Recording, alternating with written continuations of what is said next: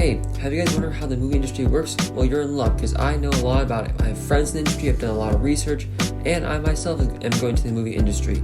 I love movies, and that's all I'm passionate about, and I'm here to tell you guys how the movie industry works. Welcome to my channel, Movie Business. Spoilers ahead, so if you haven't watched the film already, don't watch this video, but if you haven't watched the film and you still want to know, then keep watching, and if you watched the film already, keep watching. So let's get into it. So, this is my controversial review of Taxi Driver. I know a lot of people love the movie, but I personally did not enjoy it that much. I had an okay experience with it. However, there were some elements that were really good, and there were some elements for me that I would just absolutely never have with them. So let's get started. You talking to me? You talking to me? So Taxi Driver is a film from 1976. It was filmed in 1974, and it was directed by Martin Scorsese. It was distributed by Columbia Pictures, and it stars Robert De Niro, Harvey Keitel, and Jodie Foster. Robert De Niro plays Travis Bickle, insomniac taxi driver who is just trying to figure out what his purpose in life is. And Jodie Foster plays Iris, a 12-year-old prostitute who is under the workings of Matthew, Harvey Keitel's character, who's a pimp who ends up being shot by Travis Bickle, Robert De Niro's character.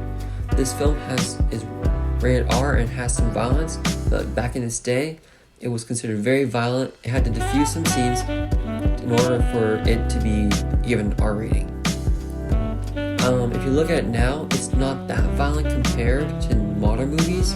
And this movie has some explicit scenes, mostly just because Travis Bickle is an insomniac, so he spends a lot of his nighttime going into adult theaters. And if you're watching this movie already, you're probably an adult, so you're okay with that. But if you're not comfortable, you can just skip the scenes like I did. So the first thing I did not like about the movie was the music. I really did not like the score.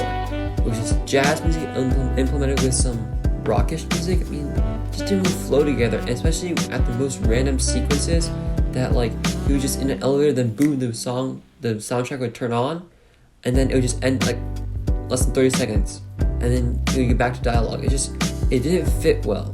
I mean, I'd rather hear some, like, some natural sounds, like him walking, rather than, the jazz soundtrack.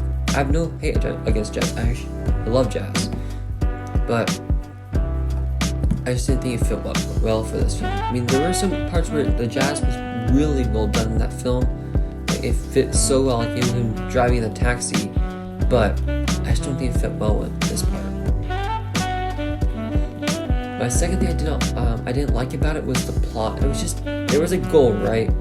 The goal was him to save Jodie Foster, but I just don't think it worked out well the way they led him to it. I mean, they get the plot was, him going into insanity, but the insanity never reached there. I mean, the whole entire plot for him to kill the nominee for president, that was just a bit, it was not necessary, I would feel. I get, like, the whole entire point that he got mad at Betty, but it just wasn't there for me. I didn't feel it was necessary. And then I liked the scene, the ending, where he went there, saved Jodie, and became a hero. But just the way it led to it was just interesting. I wasn't a fan of the plot. Now on to some good things. I love the acting. The acting was insanely well done. Like, Jodie Foster, oh my god, for a 12-year-old too. I mean, she won BAFTA for Best Supporting Actress and Best Newcomer, so I mean, that was well deserved. I mean, for a 12-year-old, she did such a good job. I mean, it was really well done. And De Niro, obviously, I mean, just superb acting. But yeah, I mean, I'm surprised he didn't win Best Actor. But just overall, well done. Another thing I liked about that film was the cinematography. I love the cinematography. Just the different sequences when he's traveling through New York, Times Square, and then the final scene where it's just them going through the crime scene of what happened. So I would love that the actors that were in the scene would move around, checking out on Travis, De Niro's character, and Iris, Jodie Foster's character, and checking on the Harvey Keitel's character, Matthew, and see, like, what's happening there. And so I still like it better because it was a great idea to have the camera move back to the doorway, but I just wish that there were more people moving forward. Maybe EMT because there was gunshots, but it was still well done. And the cinematography was great. So that's my controversial take. I really didn't enjoy the plot so much as a movie. I just more enjoyed the artistic style of it and the acting.